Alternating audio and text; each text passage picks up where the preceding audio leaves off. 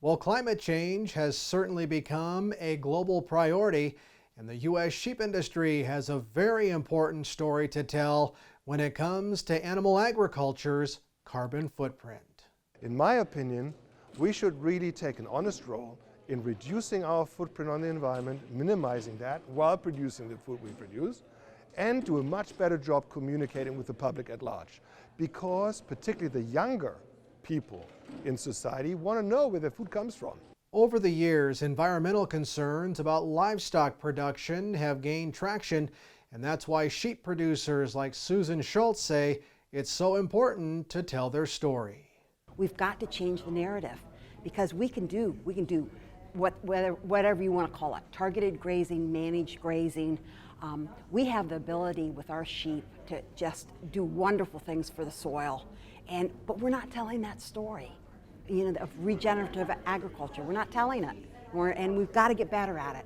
And despite repeated attacks from radical environmental groups, Dr. Mitloehner says that agriculture actually reduces greenhouse gas emissions. Oftentimes, agriculture is portrayed as a net source of greenhouse gases only, leading to climate change.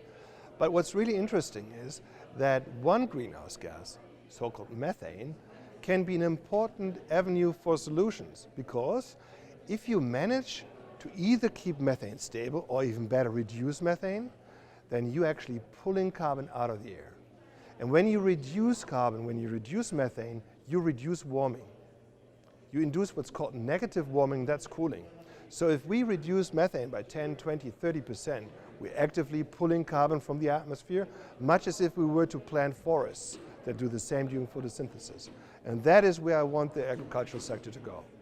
Define their role, understand their role, and be part of the solution.